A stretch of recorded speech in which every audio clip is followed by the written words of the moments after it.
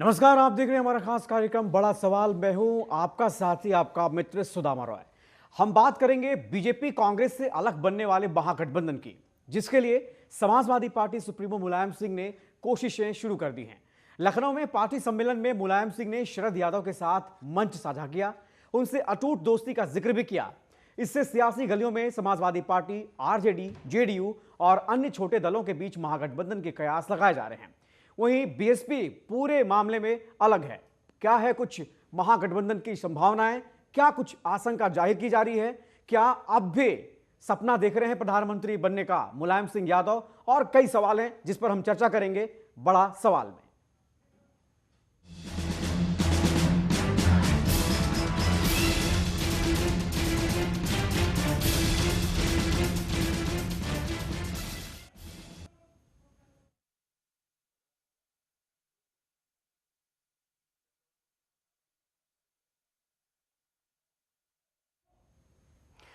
तो सपा सुप्रीमो मुलायम सिंह यादव की नजर पीएम पद पर है। इसके लिए उनकी नजर जनता दल के बिखरे कुनबे को एक करने पर है। इसके लिए उन्होंने पार्टी के सम्मेलन में समाजवादी नेता शरद यादव को खास तौर पर बुलाया और जमकर उनकी तारीफ की, उनकी प्रशंसा में कसीदे गढ़े। इससे सियासी गलियों में महागठबंधन के कयास लगाए जा रहे हैं। मौका था लगातार 9वीं बार मुलायम सिंह के पार्टी अध्यक्ष पद पर ताजपोशी का।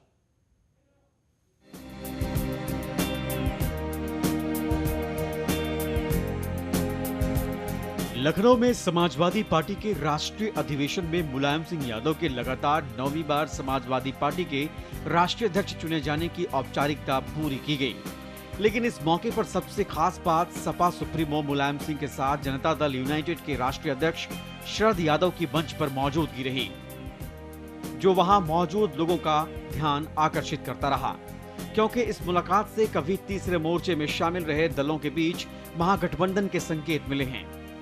मुलायम ने इस मौके पर जेडीयू अध्यक्ष शरद यादव की तारीफ में कशीदे गढ़े, उन्हें अपना अच्छा मित्र बताया।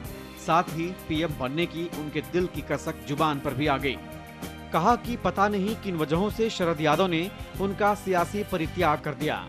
सम्मेलन में समाजवादी पार्टी सुप्रीमो मुलायम सिंह ने जेडीयू सुप्रीमो शरद यादव को खासा महत्व दिया, अपने बगल वाली सीट पर बिठाया, जबकि आजम दूसरे और सीएम अखिलेश तीसरे नंबर पर बैठे थे। इसके बाद मुलायम और शरद यादव ने एक साथ हवा में दोनों हाथों को उठाकर एकता दिखाने की भी पूरी कोशिश की। वो पुराने दिन याद आ रहे हैं जहां और शरद यादव साथ साथ जाते थे, साथ साथ खाते थे और बहुत ताकतों करते थे। लेकिन आज मंच पर हम लोग समाजवादी पार्टी के राष्ट्रीय सम्मेलन में एक साथ बैठे हैं। कहने को तो समाजवादी पार्टी लोहिया के चेलों की जमात है, लेकिन सम्मेलन के ताम झाम, बैनर, पोस्टर, होर्डिंग, सजावट और खान पान पर पानी की तरह पैसा बहाया जा रहा है। एक अनुमान के मुताबिक सम्मेलन की तैयारियों पर 100 करोड़ रुपए खर्च किए गए हैं। बीजेपी ने इसे सरकारी मशीनरी का दुरुपयोग करार दिया है। तरीके से प्लास्टिक की झंडियां लगाने पर रोक है, उन्होंने प्लास्टिक की झंडियां लगा डाली हैं। और जिस तरीके से आप देखो कि ये मुख्य मार्ग है विधानसभा मार्ग, इसमें 20 सड़क पर गड्ढा खोद कर और बल्ली खड़ी करके गेट बना दिया है। ये सब क्या है? और जो गोमती नगर इलाके में जो माहौल खड़ा किया है, दरअसल इस सम्मेलन के माध्यम से वो उत्तर प्रदेश में खौफ पैदा करना चाहते हैं। उत्तर प्रदेश की जनता को भयक्रांत करने के लिए ये एजीएम हो रही है। Samajwadi party supremo Mulayam Singh Yadav PM material के तौर पर खुद को आंकते रहे हैं। ये अलग बात है कि उनका सपना आज तक सपना ही है। अब जनता दल के टूट चुके राजनीतिक दीवार के पुनर्निर्माण में जी जान से जुटे हैं। क्या पता कब बिल्ली के भाग्य से धर्मनिरपेक्षता की दुहाई देने से पीएम पद का छींका टूटकर उनकी गोद में गिर जाए। लेकिन अफसोस तो इस बात का कि सपा के साथ किसी तरह के गठबंधन के बारे में जेडीयू अध्यक्ष शरद यादव ने बोलने तक से परहेज किया। लेकिन इन दोनों के मंच साझा करने से राजनीतिक हलकों में यह चर्चा शुरू हो गई है कि क्या ये दोनों एक बार फिर साथ आएंगे। वैसे भी गाहे बगाहे जनता परिवार को साथ लाने की कोशिश की जाती है। पिछले महीने भी हरियाणा में पूर्व उप प्रधानमंत्री देवीलाल की जयंती के अवसर पर जनता परिवार एक साथ दिखा था। अब बिहार में जेडीयू आरजेडी एक साथ है। ऐसे में नीतीश और लालू भी सभी समाजवादी शक्तियों के एक साथ आने का राग अलाप रहे हैं।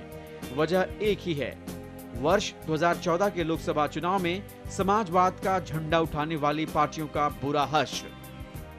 कुमार मयंक, साधना न्यूज, दिल्ली।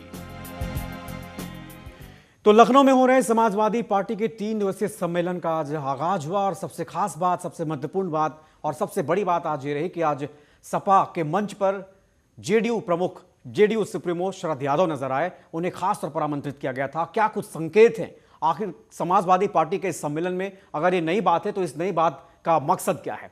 हमारे साथ स्टूडियो में चर्चा करने के लिए हमारे साथ खास मेहमान वरिष्ठ पत्रकार राय तपन भारती जी मौजूद हैं। बहुत बहुत स्वागत है आपका तपन जी। धन्यवाद। और फिलहाल आज के मुद्दे पर क्या कुछ बड़ा सवाल है, देखते हैं। क्या समाजवादी पार्टी के सम्मेलन के बहाने डाली जा रही है महागठबंधन की नींव?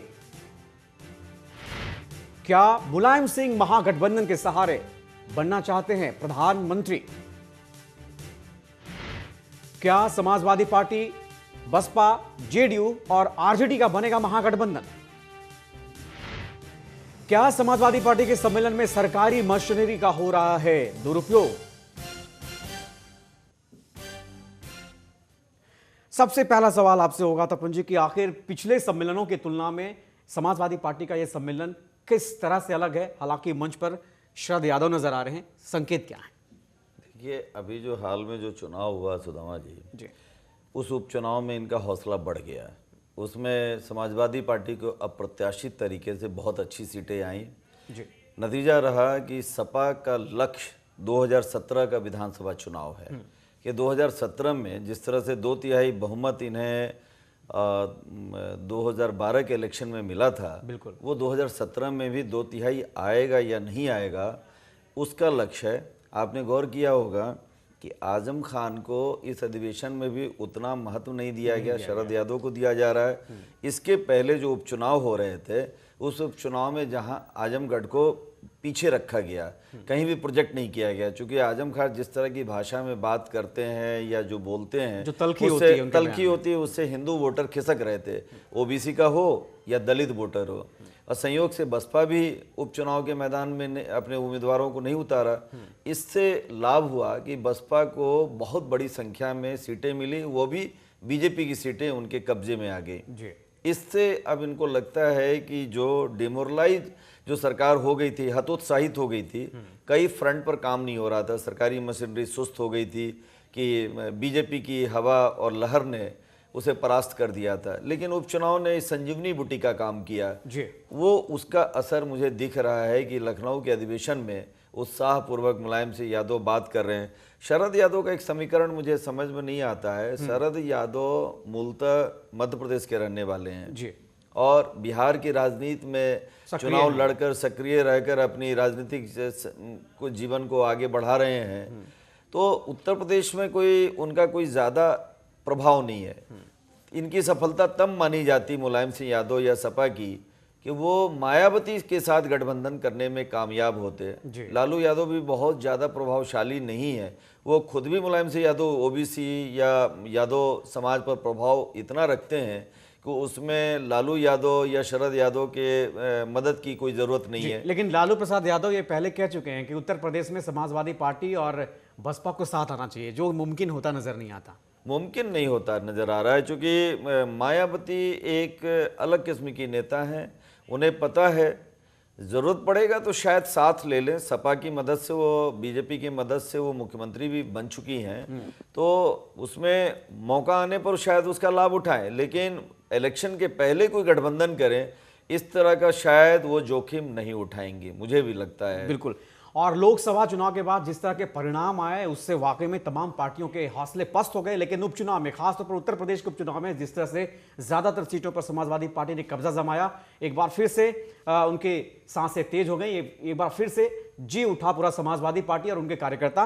बहरहाल अभी माहौल महागठबंधन को लेकर सिर्फ उत्तर प्रदेश में नहीं बल्कि पूरे राष्ट्रीय स्तर पर सियासत में देखा जा रहा है, क्योंकि हरियाणा में पिछले दिनों पूर्व प्रधानमंत्री एचडी देवेगौड़ा नजर आए, नीतीश कुमार नजर आए। सबसे खास बात कि दूसरी पार्टियों के कार्यक्रम में, दूसरी पार्टियों की रैली में दूसरे पार्टी के नेता मौजूद हो रहे हैं। इसका संकेत क्या है, चर्चा करेंगे छोटे से ब्रेक के बाद। जल्द लौटते हैं।